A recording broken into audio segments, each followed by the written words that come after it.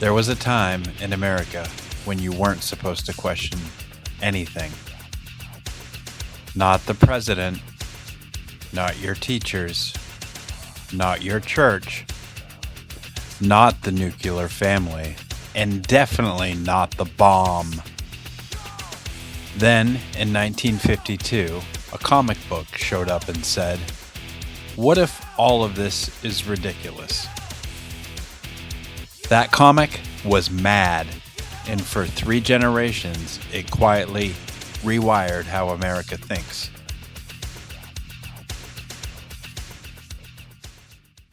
From the 1950s through the 1970s, Cold War paranoia and censorship shaped American culture, especially for teenagers.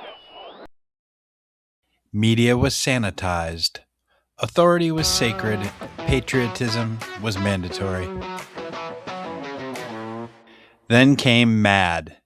Mad Magazine became the one place where nothing was safe.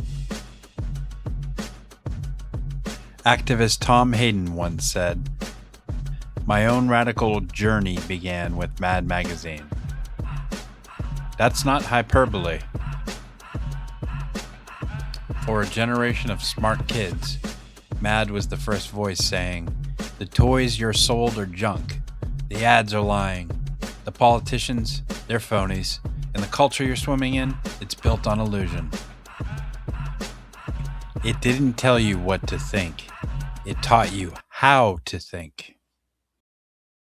Most of us just showed up for the vomit humor and the foldouts on the back page, but we stayed for something else.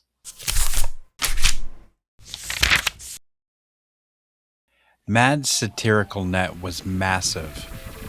Advertising, the nuclear family, big business, education, religion, Hollywood, the Vietnam War, guns, politics, pollution, drugs. It mocked hippies. It mocked conservatives. It mocked liberals. Longtime editor Al Feldstein later said, "We even raked the hippies over the coals." That balance mattered. The magazine didn't preach ideologies. It attacked hypocrisy. Writer and editor William Gaines was a capitalist Republican. Many writers were liberal Democrats. It didn't matter. Everyone got skewered because the point wasn't politics. The point was skepticism.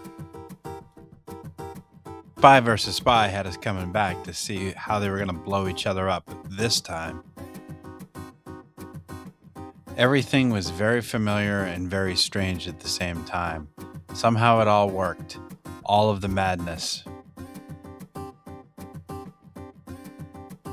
In 1994, writer Brian Ciano described Mad as a revelation for smarter kids who already felt something was off. He argued that an entire generation had William Gaines as a godfather, and that same generation later fueled the sexual revolution, the environmental movement, the peace movement, artistic freedom. Coincidence? Maybe. But Pulitzer Prize winner, cartoonist Art Spiegelman put it even more bluntly. The message Mad had in general is, the media is lying to you, and we are part of the media. Most satire pretends it's standing safely outside the system, pointing fingers at everyone else. Mad didn't do that. It openly admitted it was part of the same media machine it was mocking, selling magazines, running ads, chasing attention. That self-awareness made its skepticism more powerful because it forced readers to question everything, including the joke itself.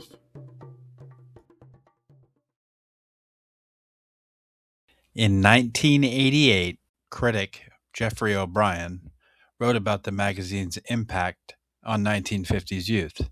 Kids were being handed nuclear survival pamphlets. Authority figures insisted everything was under control. Then, Mad printed a joke about atom bombs. Gallows humor, and something shifted. The joke created a crack in reality. For a moment, the official narrative broke. And when you saw the crack, you could never fully unsee it. That gap, that tiny interruption, was the beginning of critical thinking. Speaking of cracks, there was a fair amount of butt cracks in Mad Magazine as well. That gap, that tiny interruption, was the beginning of critical thinking. It's that moment when your brain goes, wait, hold on. It's like when you see the hand inside a Muppet. You can't unsee it. Or when a cereal commercial promises that it's part of a balanced breakfast next to an orange that no kid has ever touched. Once you notice that crack, you start looking for cracks everywhere. Congratulations, you're critical thinking.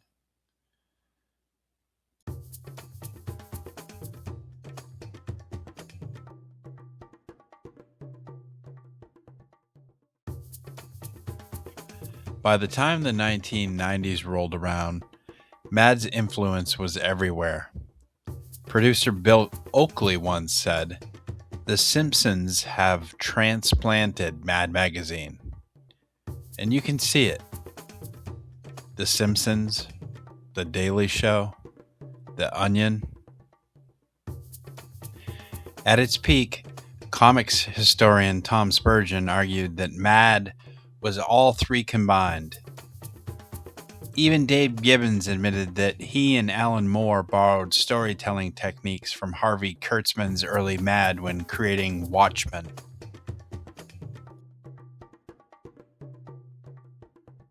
Monty Python's Terry Gilliam called it the Bible for his generation.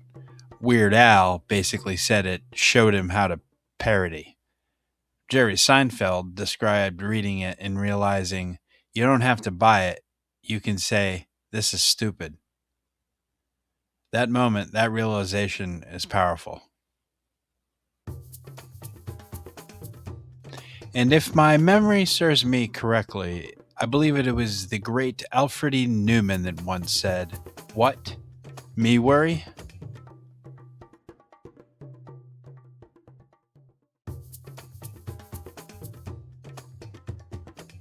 In 2009, the New York Times wrote that Mad once defined American satire, but now it heckles from the margins.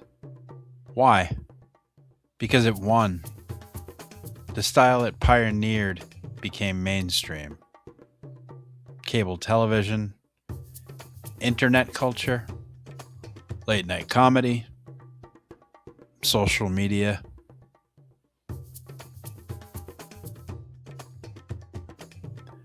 What was considered shocking in 1955 is oxygen now. Even Al Jaffe admitted the irony.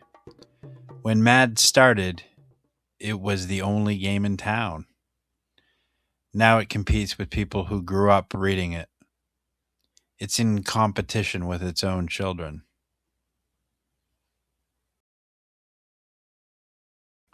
Critic Roger Ebert once said, "I learned to be a movie critic by reading Mad."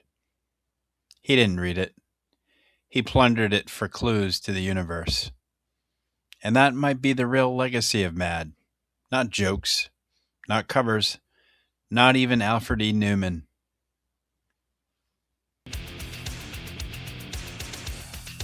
It's the habit of mind it built, a reflexive skepticism, a distrust of shiny surfaces, an instinct to ask, who benefits, who's selling, what's the angle?